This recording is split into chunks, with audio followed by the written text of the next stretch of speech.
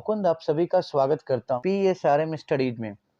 आज के वीडियो में हम लोग क्लास 11th के इंग्लिश के टेक्स्ट बुक से पोएट्री सेक्शन के पहले पोएम को डील करने वाले हैं। आज हम लोग करने वाले हैं पोएट्री सेक्शन से पहला poem where the mind is without fear. आप अपने टेक्स्ट बुक में देख सकते हैं पोएट्री सेक्शन में पेज नंबर 129 पे ये पोएम है where the mind is without fear. इस पोएम के राइटर रविंद्रनाथ टैगोर के बारे में जानकारी प्राप्त करेंगे और फिर उसके बाद हम लोग इस पोएम के मीनिंग को समझेंगे, लाइन वाइज इस पोएम के हिंदी मीनिंग को समझेंगे। Okay, so today we are going to start the first poem from our poetry section of our textbook.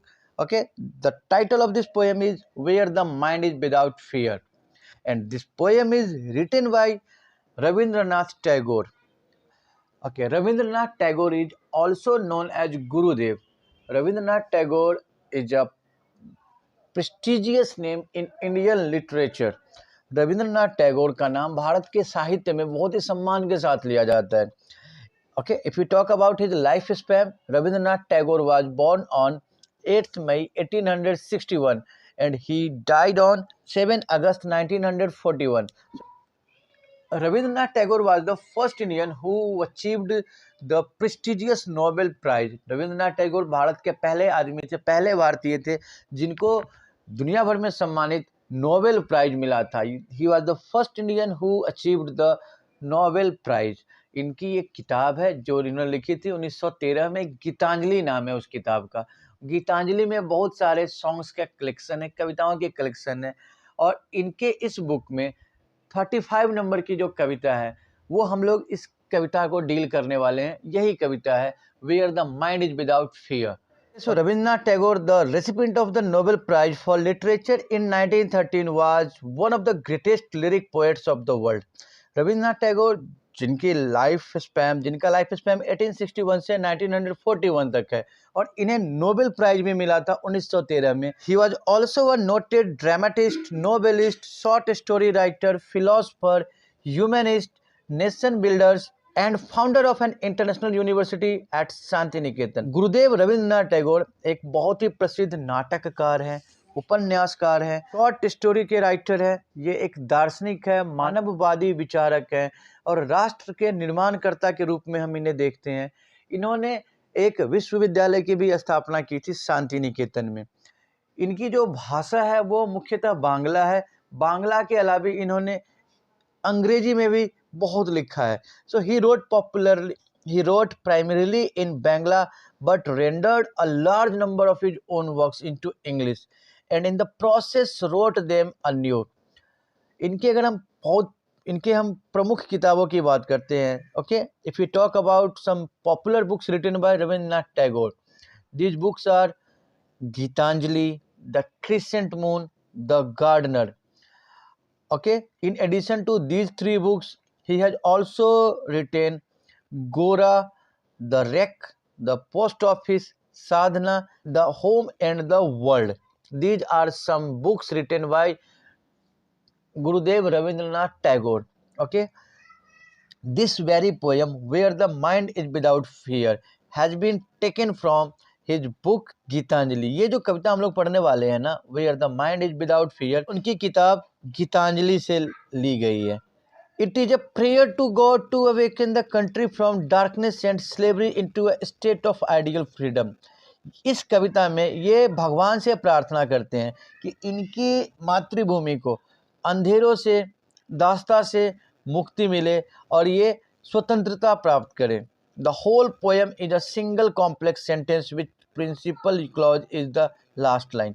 ये जो पूरा पोएम हम लोग पढ़ेंगे और हर पंक्ति where से स्टार्ट होती है।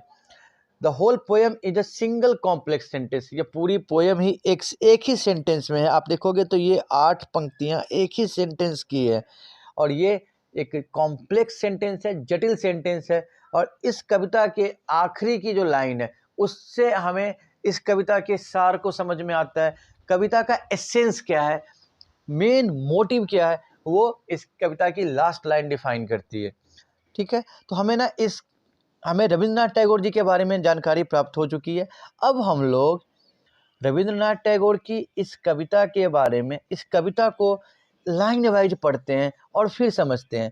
पहले हम लोग ना इस कविता का पाठ करते हैं। Okay, so let's start this poem. Where the mind is without fear, where the mind is without fear and the head is held high, where knowledge is free, where the world has not been broken up into fragments by narrow domestic walls. जहाँ हमारा मन निर्भय हो, जहाँ मन किसी भी भय से मुक्त हो और हमारा मस्तक ऊंचा रहे। Where knowledge is free, जहाँ पे ज्ञान, जहाँ ज्ञान हो, जहाँ ज्ञान मुक्त हो, जहाँ जहाँ ज्ञान के ऊपर पाबंदी नहीं हो, रेस्ट्रिक्शन नहीं हो। Where the world has not been broken up into fragments by narrow domestic wall, वह जगह जो अलग अलग टुकड़ों में बटी नहीं हो, छोटी छोटी दीवारों में नहीं बटे हो। Where the world has not been broken up in fragments by narrow domestic wall, जहाँ यह संसार विभाजित नहीं हुआ हो छोटे छोटे टुकड़ों में और संकीर्ण सोच में। ये जो डोमेस्टिक वॉल्स कह रहे हैं ना हम लोग, ये हम कह रहे हैं कि हमारे देश में जो छोटी सोच थी उस समय पे, हमारे देश की जो छोटी सोच है, जाति के आधार पे विभाजन, धर्म के आधार पे विभाजन, क्षेत्र के आधार पे विभाजन, सो इसमें हमारे देश के लोग बटे हुए नहीं हो, ठीक है ना। Where the mind is without fear and the head is held high, जहाँ पे हमारे मस्तिष्क में किसी प्रकार का भय नहीं हो और हमारा मस्तक ऊंचा रहे, हम सम्मानित भावना के साथ हो।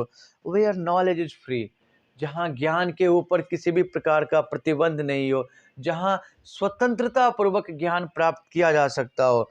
Where the world has not been broken up into fragments, जहाँ पे दुनिया अलग अलग छोटे छोटे टुकड़ों में नहीं बटी हुई हो। बाय नैरो डोमेस्टिक वॉल्स, हमारे देश में पाए जाने वाले जो छोटी छोटी सोच है, जो संकीर्ण सोच है, उसमें ये दुनिया नहीं बटी हो। Where words come out from the depth of truth, where tireless striving stretches its arm towards perfection, where the clear stream of reason has not lost its way into the dreary desert sand of dead habit, जहाँ शब्द निकलते हैं सत्य की गंभीरता से, जहाँ बिना थके हुए निरंतर प्रयास किया जा रहा हो परिपूर्णता को प्राप्त करने के लिए, जहाँ स्पष्ट न्याय का झरना खोया नहीं है और अपना रास्ता वीरान मरुस्थल के मृत्यु जैसे खतरनाक रेत के निकाल के लाती है। देखिए, हम लोग फिर से देखते हैं इसको। Where words come out from the depth of truth, जहाँ पे शब्द सच्चाई से निकलते हो, जहाँ पे शब्द सत्य की गंभीरता से निकलता हो। Where tireless striving stretches its arm towards perfection, जहाँ पे निरंतर संघर्ष की भावना अपनी बाहें फैलाती है परफेक्शन के लिए, पूर्णता को प्राप्त करने के लिए। यानी हम श्रेष्ठता के लिए, पूर्णता के लिए निरंतर संघर्ष कर रहे हैं, अनवरत संघर्ष कर रहे हैं, लगातार मेहनत कर रहे हैं। Where the clear stream of reason has not lost its way, जहाँ पे तर्क अपना रास्ता, जहाँ पे बुद्धि, विवेक, तर्क ये अपना रास्ता नहीं भूले हैं।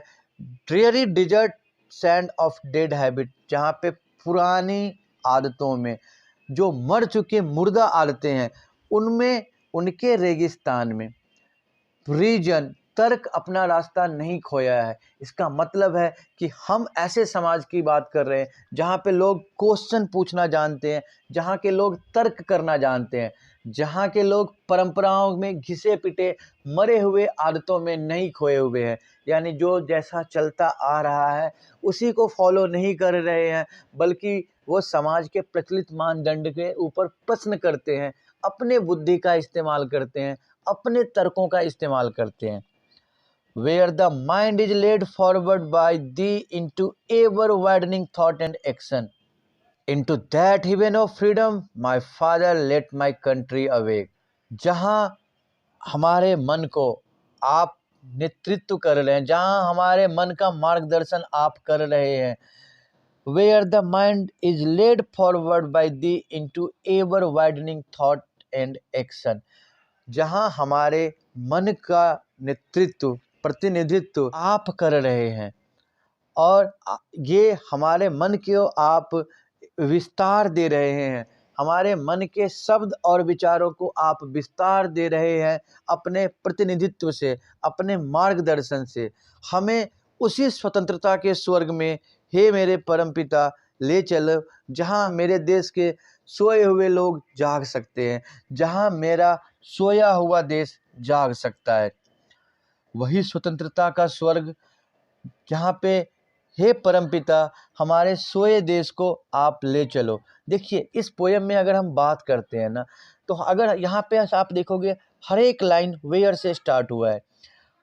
रविंद्रनाथ टैगोर भगवान से ये प्रार्थना करते हैं, he praise God to take the people and the country to a place means to independence, where India is independent, where Indian people live without fear, where Indian people live with dignity, जब भारत के लोग सम्मान के साथ जिएंगे, their head will be held high, उनके जो sir हैं वो ऊंचे होंगे। जब भारत के लोग आज़ाद होंगे, they will live without fear, their mind will be without fear. जब भारत के लोग ज्ञान प्राप्त करेंगे, जब आज़ाद होंगे, वो स्वतंत्रता पूर्वक ज्ञान प्राप्त कर सकते हैं, जैसा ज्ञान वो चाहते हैं। जब हम गुलाम हैं, हम कैसे शिक्षा प्राप्त करेंगे, ये विदेशी सरकार हमारे ऊपर निर्णय लेती है। तो हम स्वतंत्रता पूर्वक अपने हिसाब से, अपने इच्छा से, अपने स्तर से ज्ञान प्राप्त कर सकते हैं। Where the world has not been broken up into fragments, जब हम आज़ाद होंगे तो हम बटे हुए नहीं होंगे, हम सभी लोग एक होंगे। हमारे देश में जो नैरो वॉल्स हैं, छोटी छोटी बातें जिसमें हम बटे हुए हैं, कास्ट, रिलीजन, रीजन, धर्म, जाति, क्षेत्र, हम इनमें नहीं बटे होंगे। हे परमपिता हमें वहाँ ले चलो जहाँ पे हम टुकड़ों में नहीं बटे हो, जहाँ पे हम संगठित हो, यूनाइटेड हो। हे परमपिता हमें निरंतर संघर्ष करने की शक्ति दो, ताकि हम पूर्णता प्राप्त कर सके। हम लोग स्ट्राइव करेंगे, संघर्ष करेंगे, ताकि हम विकास कर सके, सर्वश्रेष्ठ बन सकें। जहाँ पे हम लोग डर के नहीं जी रहे हो, जहाँ पे हम लोग परंपराओं, घिसे पिटे परंपराओं के सहारे नहीं जी रहे हो, जहाँ पे हम भारत के लोग तर्क कर सके, आधुनिक सोच के साथ जी सके। हे परमपिता हमारा मार्गदर्शन कीजिए आप वैसी जगह पे जहाँ पे हमारे विचारों को और हमारे कर्मों को विस्तार मिले, हम बड़ी सोच के साथ जी सकते हैं, हम महान काम कर सकते हैं। हे परमपिता हमें उसी आज़ादी की तरफ आप ले चलें। हे परमपिता हमारे लिए वही आज़ादी सर्वोत्तम है, आप हमें उसी आज़ादी वाले, उसी स्वतंत्रता के स्थान पे ले चले। हमारे सोए हुए राष्ट्र को, राष्ट्र के नागरिकों को आप स्वतंत्रता प्रदान करें। आप देख सकते हैं ना, तो ये पोयम रविंद्रनाथ टैगोर की जो ये पोयम है, जब हम लोग गुलाम थे तो उन्होंने इस पोयम के माध्यम से भगवान से प्रार्थना की है कि हमें आज़ादी मिले, और गुलामी के कारण हमारे ऊपर जितनी भी बंदिशें हैं, हम जितने भी बुरी भावनाओं में जकड़े हुए हैं, उनसे हम आज़ाद हो। ये कविता, ये पोयम हमें एक देशभक्ति कविता के रूप में हम इसे देखते हैं। This poem gives an impression of patriotism. This poem written by Rabindranath Tagore is an impression of patriotism, is an ambition for freedom. What Rabindranath Tagore has visioned, what Rabindranath Tagore wanted for his country and countrymen, he prayed all his ambition, all his wishes to God. अगर आप इस पूरे poem को देख रहे हैं तो हमें एक ही चीज़ समझ में आती है कि रविंद्रनाथ टैगोर भगवान से प्रार्थना करते हैं कि उनका देश आज़ाद हो। हमारे भारत के ऊपर जो दूसरे देश के लोग शासन कर रहे हैं, हमें उस विदेशी शासन से आज़ादी मिले। तो मैं उम्मीद करता हूं कि आप लोग ना इस कविता को आप काफ़ी अच्छे से अब समझ चुके होंगे। मैं आशा करता हूं कि आपको ये वीडियो अच्छा लगा होगा, आप ये कविता को अब अच्छे से समझ सकते हैं। और अगर ये वीडियो आपको पसंद आया है तो आप प्लीज़ हमारे चैनल को लाइक और सब्सक्राइब करेंगे। साथ ही साथ अपने क्लास में पढ़ने वाले, आप अपने साथ पढ़ने वाले अपने सहपाठियों से भी इसको शेयर करेंगे। धन्यवाद।